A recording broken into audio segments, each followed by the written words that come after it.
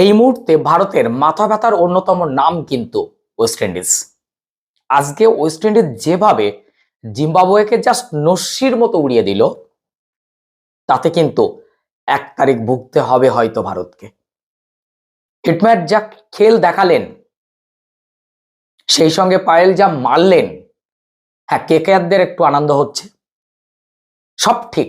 তবুও আজকে West Indies কিন্তু এই ওয়ার্ল্ড কাপের টি-20 ওয়ার্ল্ড কাপের তৃতীয় সর্বোচ্চ রানটা তারা করে ফেলল। এবছর শুধু না, 2007-এ যখন টি-20 ওয়ার্ল্ড কাপ শুরু হয়, ভারতের ধোনির নেতৃত্বে ভারত প্রথমবারের জন্য টি-20 ওয়ার্ল্ড কাপ চ্যাম্পিয়ন হয়। সেই বছর শ্রীলঙ্কা কেনিয়ার বিরুদ্ধে 260 রান করে। আজ কিন্তু 2026 টি-20 ওয়ার্ল্ড কাপের সুপার 8-এ জিম্বাবুয়ের বিরুদ্ধে হিটম্যানরা 254 মেরে দিল। 19টা 6 এই রেকর্ড কিন্তু আজ ওয়েস্ট ইন্ডিজ করে দেখালো। যদিও দুটো ক্যাচ মিস হয়েছে, হ্যাঁ খেলার একটা অঙ্গ, কিন্তু ওই দুটো ক্যাচ আজকে ওয়েস্ট ইন্ডিজকে একেবারে মুক্ত করে দেয়, একেবারে সামনে খোলা মাঠ তৈরি হয়ে যায়।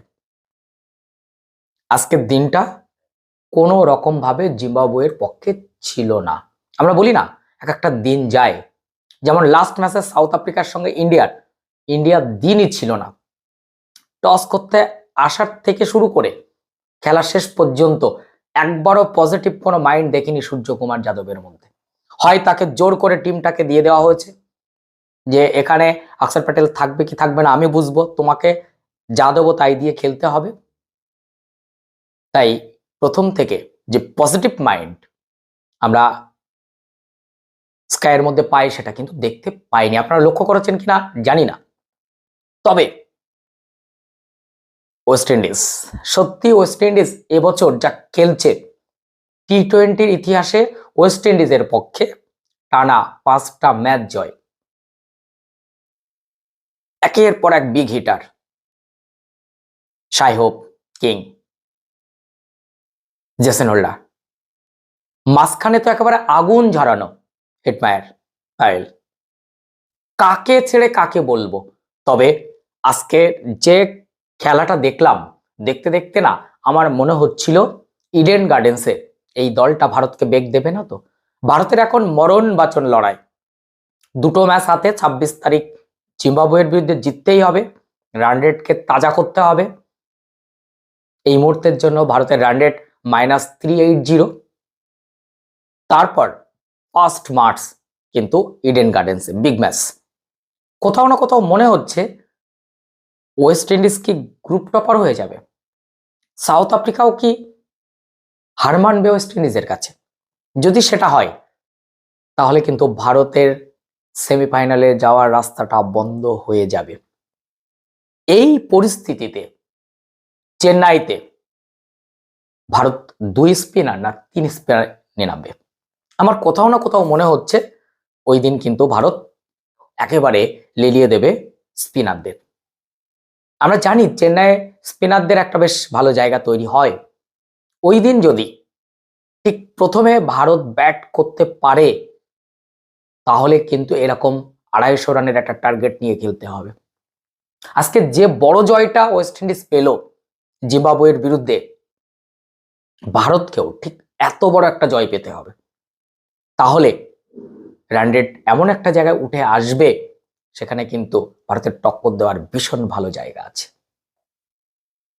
তবে আজকের খেলা দেখতে দেখতে সব থেকে ভালো লাগলো ওয়েস্ট ইন্ডিজের অকুত ভয়। কোনোখানে কোনো রকম ভাবে মনে হয়নি এরা ভয় পেতে পারে। দুজন স্পিনার, দুজন লেফট আর্ম, দুজনকে আমি কি বলবো, দুজন মুগ্ধ করে দিয়েছে। একদিকে হোসেন, একদিকে মতি। এরা ভারতকে বেগ দেবে না তো।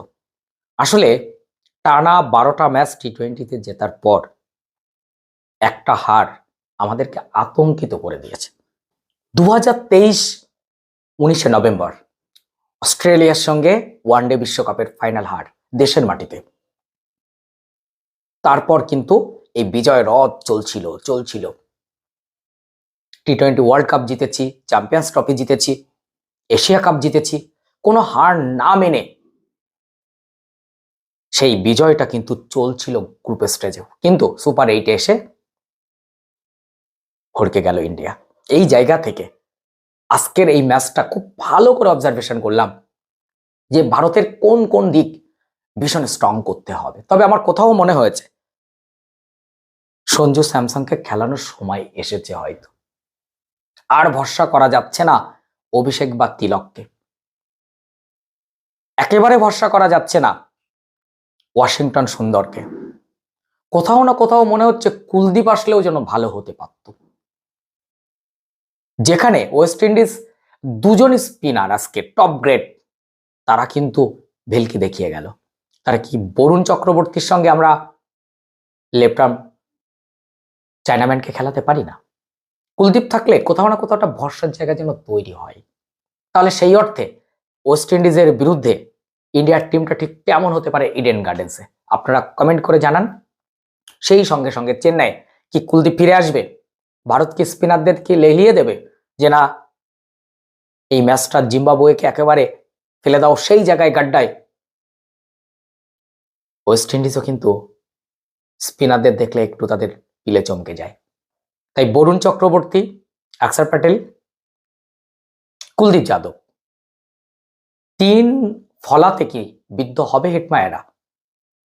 এটাই এখন দেখার। তবে ওই দিনকে কাকে আপনি সাপোর্ট করবেন?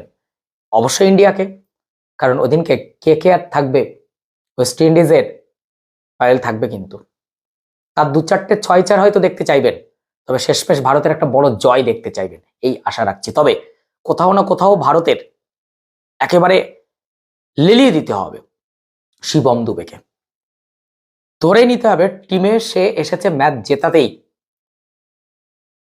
তাকে প্রথম থেকে ব্যাট চালানোর সুযোগ করে দিতে হবে। যদি শিবম দুবের ব্যাট চলে, যদি রিঙ্কু সিং এর ব্যাট চলে, এই ইন্ডিয়া কিন্তু ভীষণ একটা গিয়ারে থাকবে। আমরা অতিরিক্ত অভিষেক শর্মা, সূর্যকুমার যাদব, তিলক ভার্মাদের ওপর নির্ভরশীল হয়ে পড়েছি, কিন্তু আমরা কোথাও না কোথাও ভুলে যাচ্ছি যে অক্ষর প্যাটেল, হার্দিক পান্ডিয়া, শিবম দুবে এবং রিঙ্কু সিং তারা কিন্তু আমাদের অন্যতম স্তম্ভ। তাদেরকে সুযোগ দিতে হবে, তাদেরকে আরো বেশি বল খেলার সুযোগ দিতে হবে। তাহলে ইন্ডিয়ার রানটা কিন্তু গিয়ে দাঁড়াবে 240-45। সেই জায়গা থেকে লাস্ট ম্যাচ ভারতের যে বিশ্রী রকম ব্যাটিং দেখেছি, তাই এতটাই আতঙ্কিত হয়ে পড়েছে। আপনার অভিমত কি নিশ্চয়ই জানাবেন। আজকের খেলাটা দেখে ওয়েস্ট ইন্ডিজকে কতটা ভালো লাগলো, সত্যি কি আমার কথার যুক্তি আছে কি নেই, এটা অবশ্যই জানাবেন। আর চ্যানেলে নতুন হলে অবশ্যই চ্যানেলটি সাবস্ক্রাইব করবেন, পাশে থাকা বেল আইকনটি প্রেস করবেন। এরকম তথ্য সমৃদ্ধ ভিডিও পেতে ভীষণ সুবিধা হবে। ফেসবুক থেকে দেখছেন তাহলে একটু ফলো দিয়ে রাখুন।